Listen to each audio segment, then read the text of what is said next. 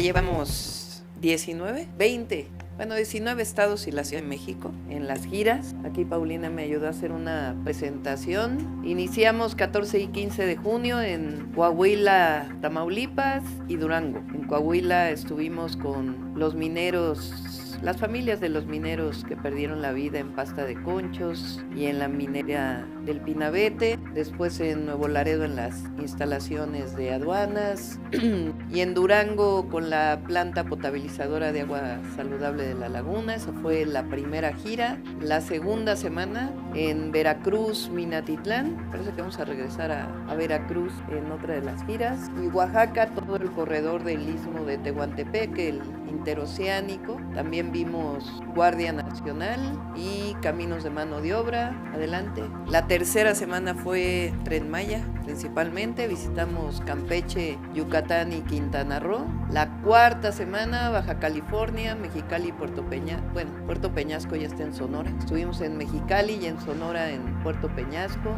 y en Guaymas principalmente. Ahí vimos esencialmente el puerto de Guaymas, Plan Sonora. Visitamos a los yaquis, a los eris y también la planta. En general vimos los proyectos de Comisión Federal de Electricidad. Adelante. La quinta semana, trenes, Ciudad de México, Guajimalpa con el Insurgentes, Estado de México con el trolebús Chalco-Santa Marta y el tren suburbano que va hasta el AIFA. En Hidalgo, en Tula de Allende, más bien el río Tula y lo que se está haciendo para evitar inundaciones, y el Hospital General, Sembrando Vida, Educación y Deporte, Puebla y Tlaxcala. Adelante. Semana 6, Zacatecas. Ahora estuvimos en Zacatecas, ahí tuvimos la evaluación del sector agropecuario. En Aguascalientes, Internet para Todos y CONACYT. En San Luis Potosí, TEMEC y la economía nacional. Guanajuato, bancos del bienestar y financiera para el bienestar. Y después, el día de ayer también en Querétaro, el programa de adulto mayor y personas con discapacidad.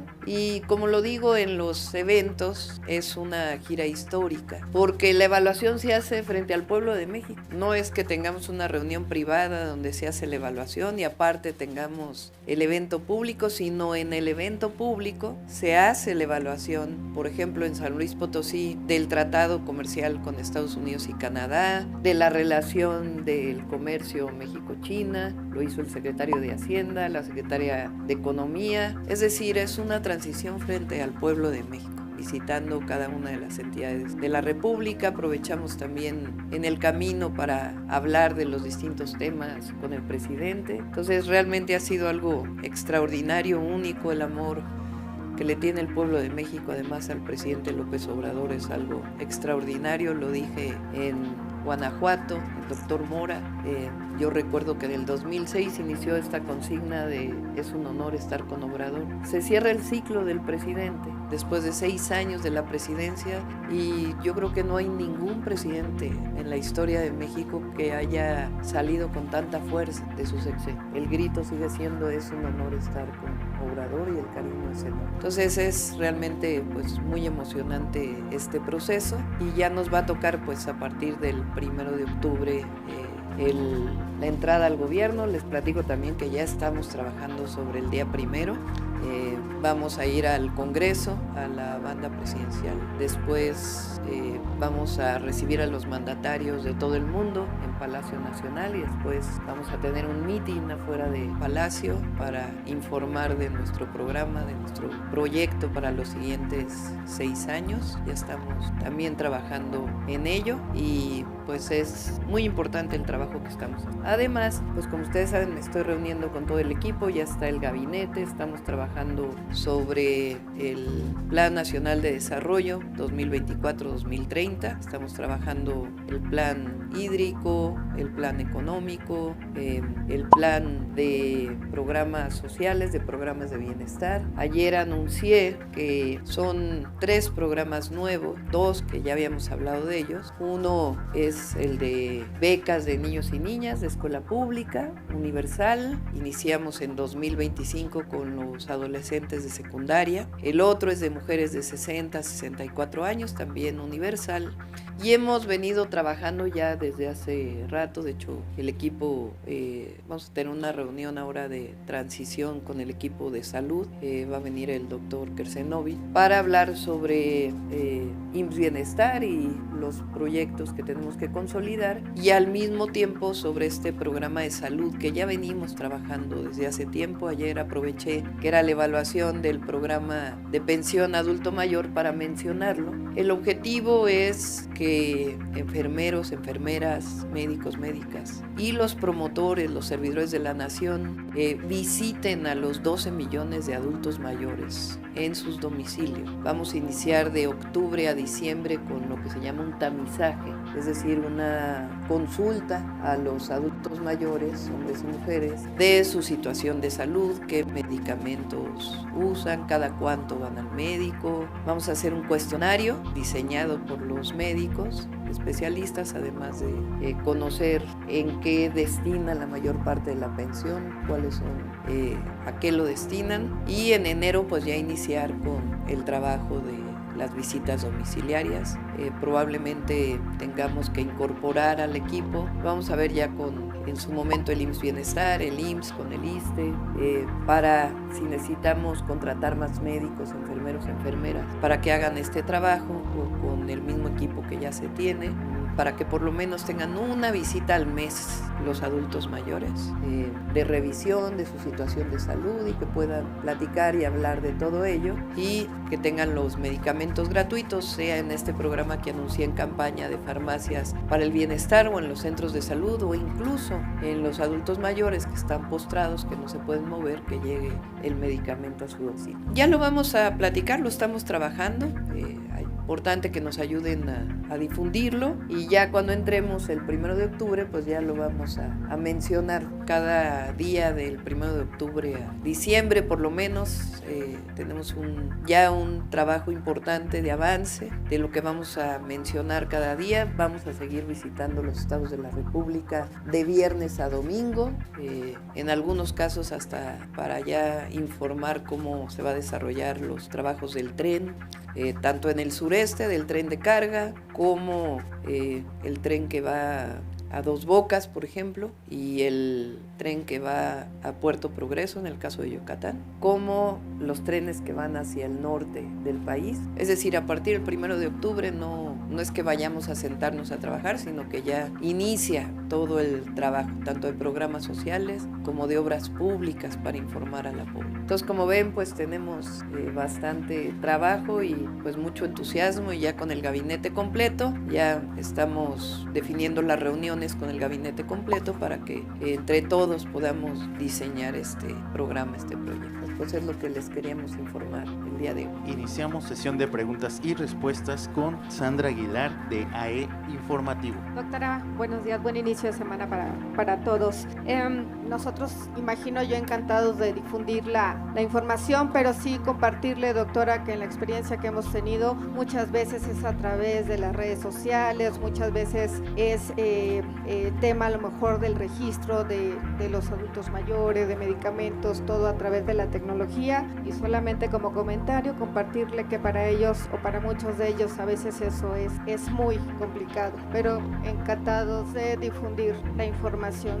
Le comparto solamente este dato, y bueno, evidentemente las preguntas obligadas del día de hoy, pues bueno, es importante para nosotros todo lo que está ocurriendo pues en este país vecino que es Estados Unidos. Y me gustaría iniciar mi intervención preguntándole lo siguiente: se avecinan o se cree que se pudieran avecinar severos daños a la economía, esto una vez que pues se continúa vigente pues como candidato Donald Trump. Sabemos, conforme, además de haber sido ya presidente de esta nación, sabemos y entendemos cómo es su mandato. En el caso de México, pues bueno, continúan las amenazas en el tema de cerrar las fronteras. al paso de las mercancías, obviamente el trato hacia los migrantes, aumentar el tema de los aranceles y pues bueno, así lo dijo en un meeting, que es la intención pues de eliminar a todos los líderes de los cárteles y los continúa pues acusando de invadir con todo esto que le estoy señalando, de invadir pues a nuestro país México. En ese sentido, ¿cuál sería su postura, presidenta electa? A ver, en noviembre es la elección en Estados Unidos, lo hemos dicho en varias ocasiones, es una decisión del pueblo de Estados Unidos a quien elige, ellos van a tomar esa decisión y nosotros vamos a trabajar con quien decida el pueblo de Estados Unidos. En cualquiera de los casos, quien se vaya a elegir, sea el expresidente Trump por parte del Partido Republicano o quien vayan a tomar la decisión que encabece el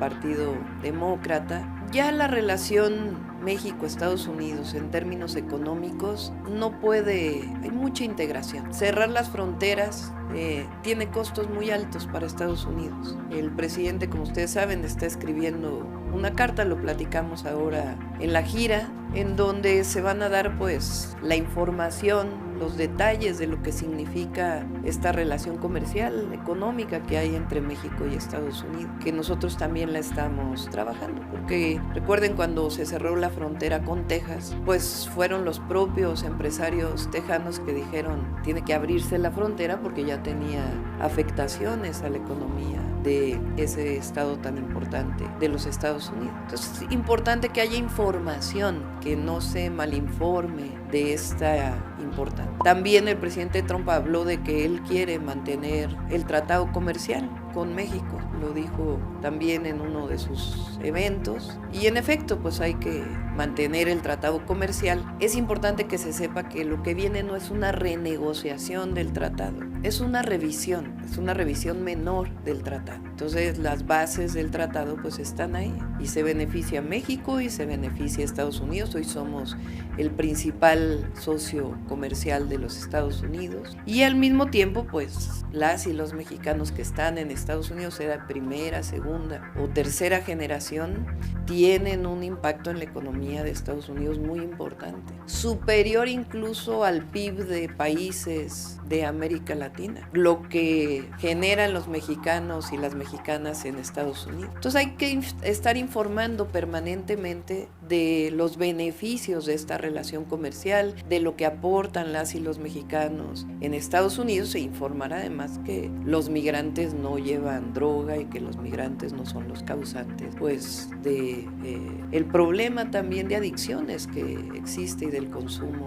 que existe en Estados Unidos. Y por otro lado, nosotros, va a tocar hoy como presidenta o virtual presidenta electa y como presidenta, siempre defender a México, a los mexicanos en el exterior, defender a México. Y nosotros somos un país libre, independiente y soberano. Sí tenemos una relación comercial con Estados Unidos, hay amistad con Estados Unidos, hay una frontera muy importante, pero somos un país libre, independiente y soberano. Y somos un gran país con una gran cultura. Entonces siempre hay que defender a México en cualquier lugar. Ese es el papel de a quien han elegido los mexicanos y mexicanas como presidente. Entonces lo vamos a representar bien y usar la diplomacia, usar la información, pero también defender a México siempre. Ok, y finalmente ante la posible selección o elección de estas mujeres, precisamente en este proceso que se avecina en el mes de noviembre en Estados Unidos, tanto Kamala Harris como Michelle Obama, ¿usted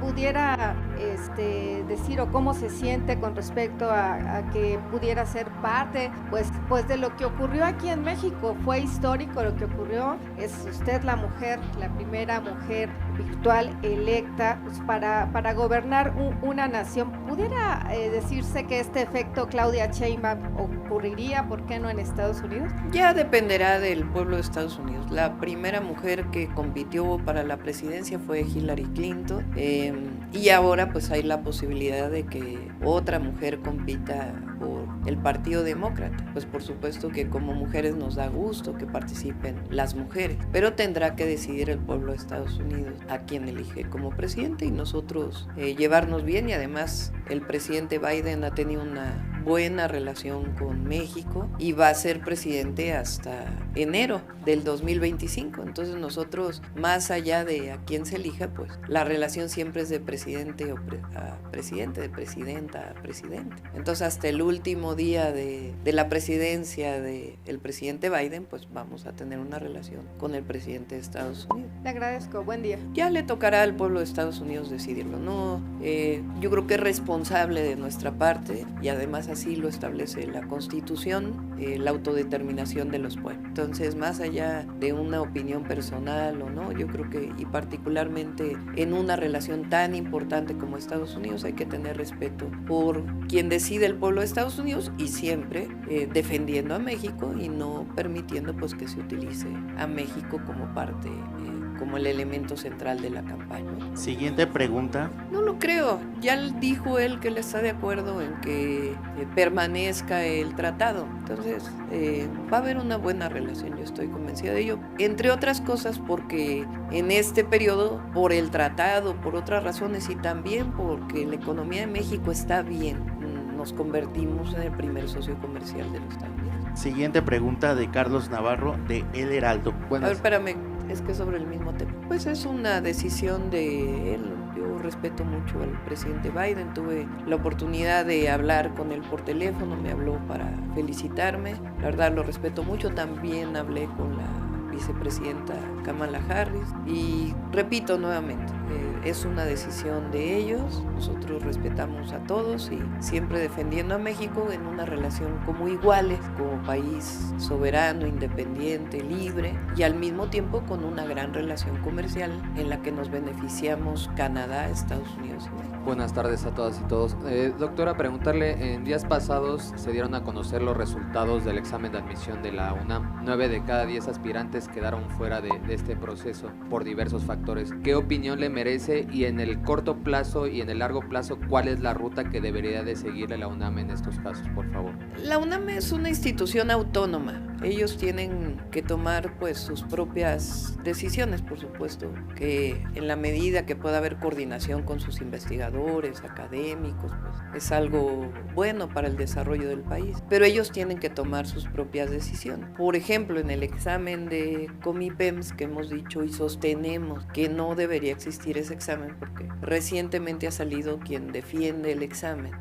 Nosotros defendemos el derecho a la educación y que en particular el examen de admisión del Comipems lo que genera en los jóvenes es una idea de que quien tiene mejor calificación se va a la mejor escuela y quien tiene una calificación no muy buena se va a una escuela pública no muy buena. Nosotros tenemos que hacer que todas las escuelas no solamente sean buenas porque la mayoría son buenas, sino que también se reconozca su prestigio con buenas condiciones laborales para los docentes y que no se genere esta idea de que porque tuviste una calificación X en un examen, te toca una escuela que no es la que tú quisiste. Entonces va a depender de la UNAM si siguen haciendo examen de admisión o no en este proceso que nosotros estamos desarrollando. Pero lo importante es que haya más preparatoria, que haya más universidades y que las y los jóvenes sepan que están entrando a una universidad, a un tecnológico en donde van a tener el reconocimiento para su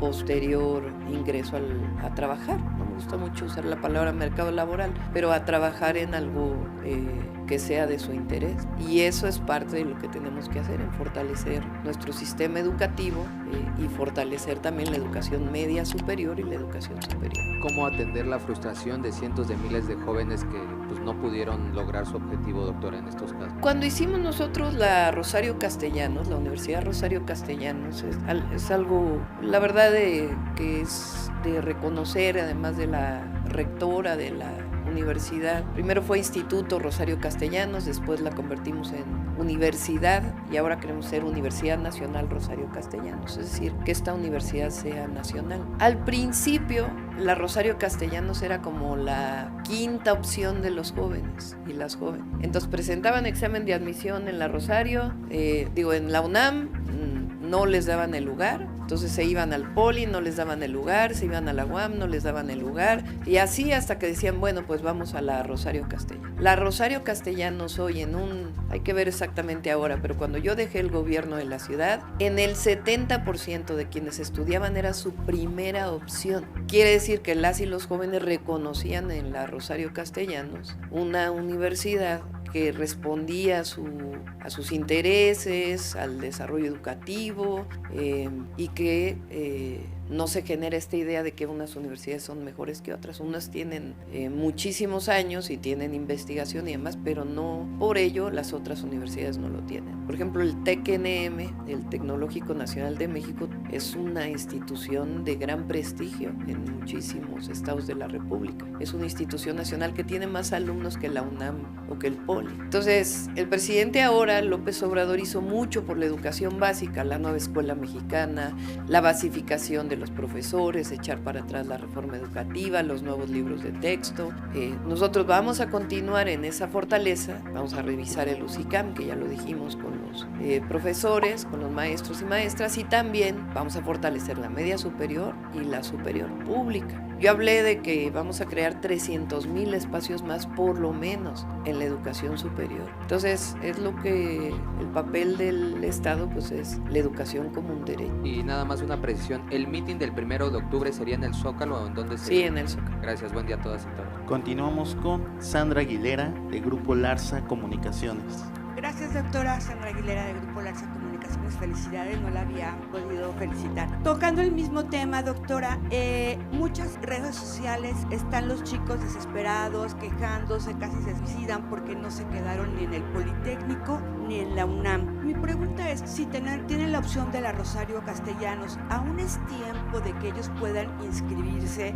¿O qué se puede hacer con estas personas? Porque se quedan sin estudiar, los papás están preocupados, he recibido varias llamadas para que los ayude a entrar a algún lado, y pues bueno, esa es la pregunta básica. ¿Usted qué les recomendaría para que puedan seguir esto? Normalmente la Rosario Castellanos es un mes después y no tienen un segundo. Entonces abril y mayo es el proceso de inscripción. En la Rosario Castellanos no hay examen de admisión, hay un propedéutico, y las y los estudiantes pueden llevar el propedéutico tantas veces lo quieran hacer hasta que puedan pasar el propedéutico. ¿Qué virtud tiene? Que tiene el sistema presencial, 100% presencial, semipresencial, es decir, unos días a la semana van a la escuela y van presencialmente a la escuela y otras a distancia, y el sistema a distancia, que en muchas carreras el sistema a distancia es como si estuvieran estudiando a nivel presencial. Pero entonces ya no hay lugar, sería hasta abril o mayo,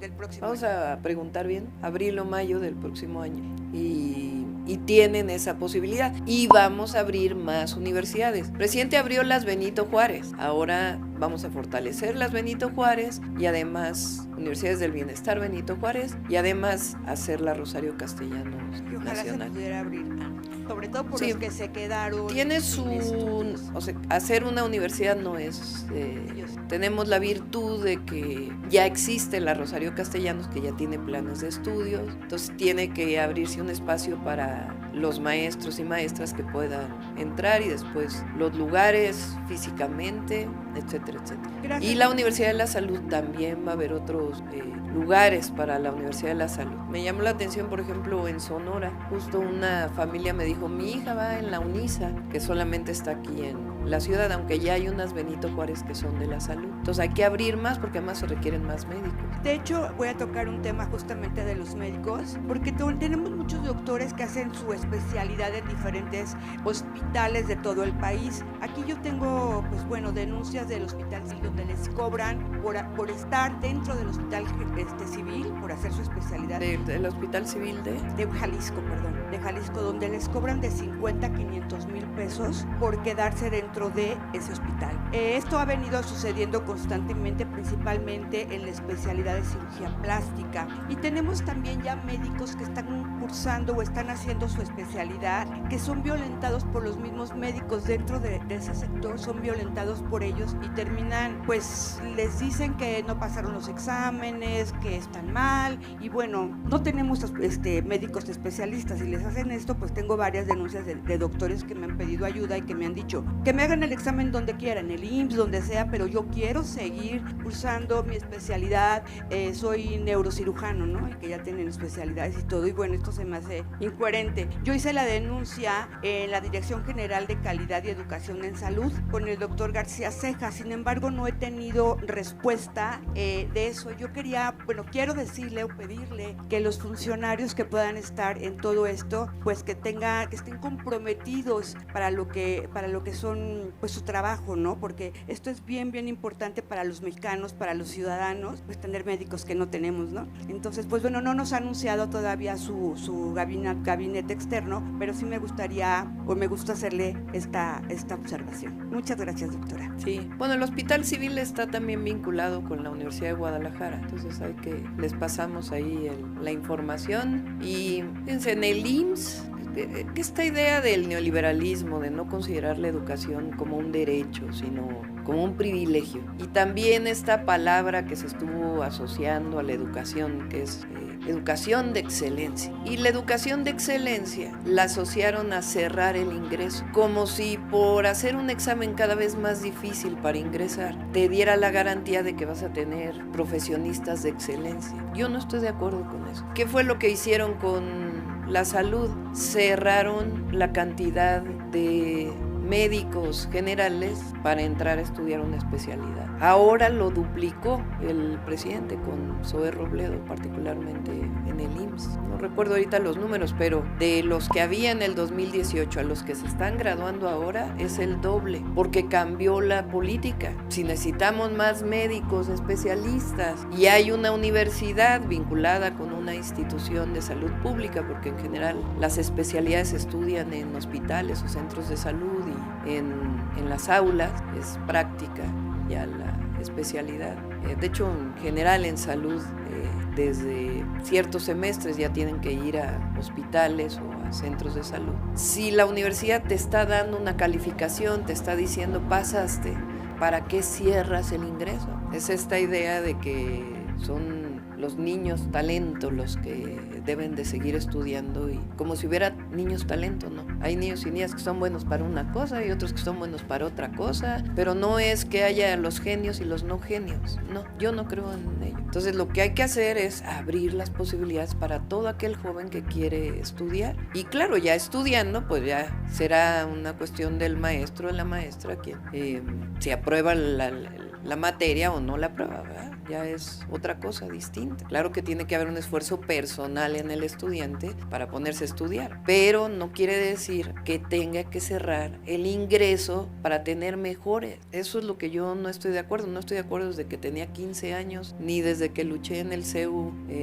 El joven que quiere estudiar la universidad debe tener ese derecho. Ya dependerá de él si acaba la universidad o no la acaba, ¿verdad? Y obviamente pues que tenga el acceso a becas para que no sea por razones económicas. Pero el Estado tiene la obligación de abrir los espacios educativos. Y también, pues, en el caso de los médicos, pues también es cierto que históricamente, pues, quien es interno o residente, pues también tienen condiciones distintas. Pero bueno, eso ya dependerá de ese sistema y de quién lo lleve. Gracias, doctora. Pero miren ahora con el presidente lo que están viendo. O sea, no hay suficientes médicos especialistas. Tan es así que hubo un convenio con Cuba para que médicos especialistas de allá puedan venir aquí a apoyar, porque no hay suficiente y de ciertas especialidades. Entonces, esta idea de que no hay lugares, bueno, sí hay lugares, el tema es que no hay suficientes médicos especialistas.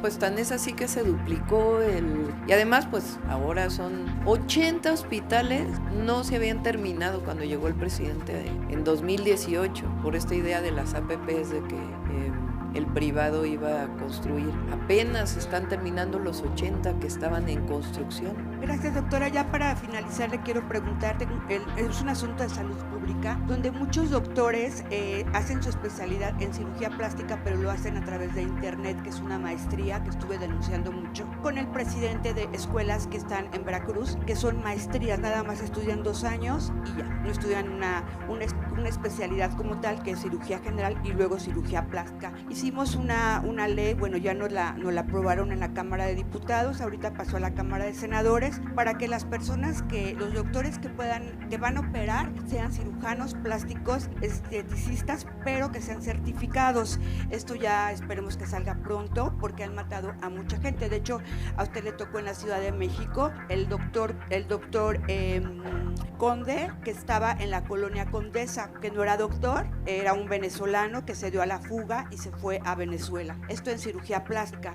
Mi pregunta, esto es un caso de salud pública porque ya hay muchas personas que han sido mutiladas y mucha gente que ha muerto. Estuve investigando y solamente existe en el Hospital General un pabellón que se dedica a la cirugía plástica, pero es reconstructiva, porque realmente le pasa mucho a las personas transgénero que se tienen que convertir en mujeres, por ejemplo, y se inyectan o les inyectan biopolímeros, que eso las puede matar para ser las mujeres. Entonces ya hicieron también una ley para no les hagan y no las inyecten este tipo de medicamentos. Yo quería preguntarle si tiene contemplado también hacer este pabellón de cirugía plástica en otros lugares del país, porque nada más está en la Ciudad de México y está muy peleada las citas, porque luego les dan citas hasta un año y medio y mucha gente pues muere por esto, ¿no? Quería hacerle esa pregunta. Gracias, doctora.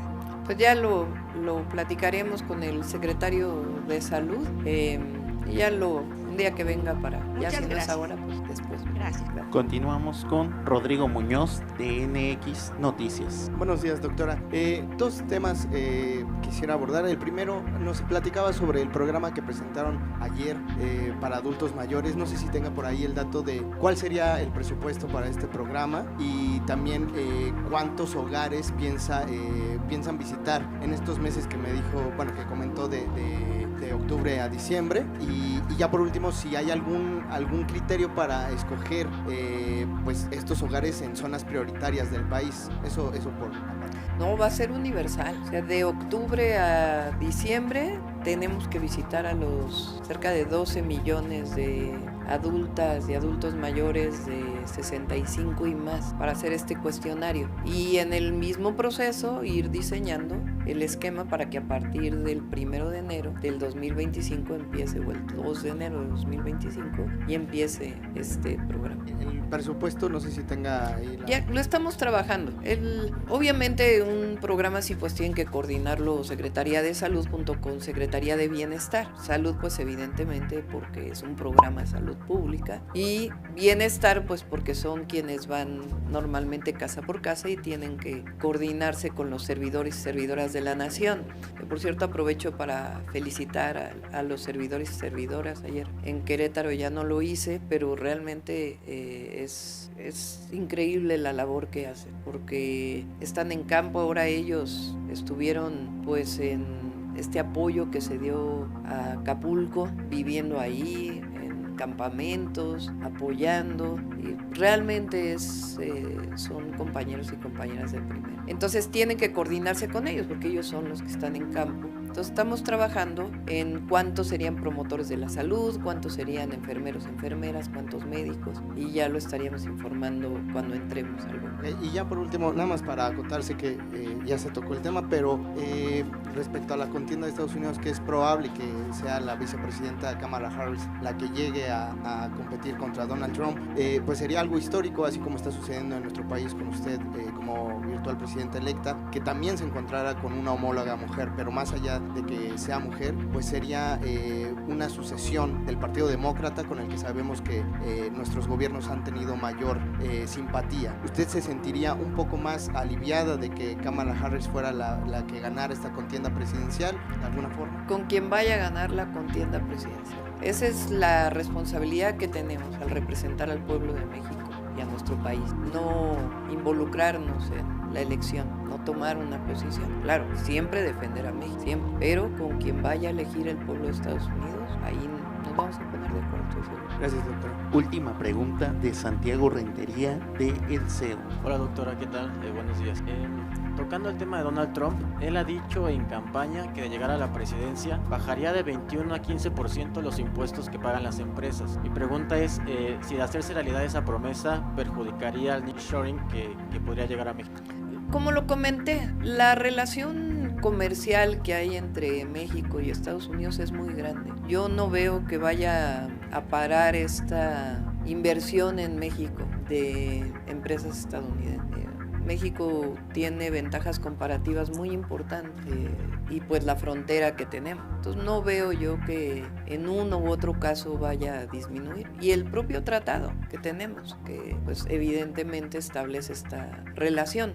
Lo que nosotros queremos es fortalecer, como lo he dicho, porque no solo es un asunto de inversión. Esa era la idea del México maquilador, que correspondió al México del neoliberalismo, que no importa qué empresa se ponga aquí mientras genere empleos. Entonces, en los mítines yo decía, como un presidente de México del pasado podía presumir que vinieran a invertir en México porque aquí había mano de obra barata, porque esa era la ventaja competitiva que se ofrecía. Cuando lo primero que México tiene pues es un pueblo muy trabajador, además de obviamente cuidando la naturaleza, nuestros recursos, los recursos naturales, la conectividad que hay en nuestro país. Entonces México tiene mucho que ofrecer, pero ¿qué queremos? Buenos salarios, queremos bienestar para el pueblo de México, vivienda, salud, educación, lo que yo llamo los grandes derechos del pueblo de México. Entonces esa es la diferencia de los gobiernos del pasado a la cuarta transformación.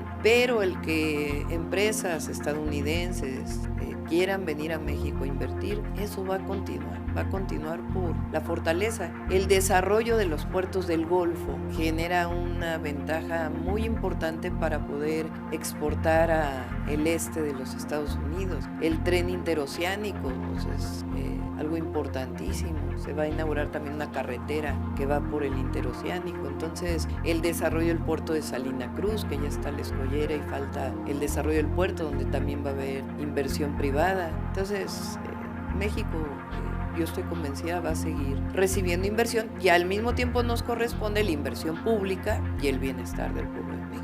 Tocando el tema de comercio exterior, el fin de semana el secretario de Hacienda dio un discurso. Dentro de los temas que tocó el tema de la relación comercial con China. Mi pregunta es, ¿cuál es la estrategia para importar menos bienes de ese país y también incrementar las exportaciones hacia el gigante asiático? Sí, es uno de los temas que estamos trabajando, bien lo dijo él. Antes, en el 2018 prácticamente no se exportaba nada a China. Ahora es como 10,000 millones de dólares, si mal no me equivoco, 11,000 millones, algo así.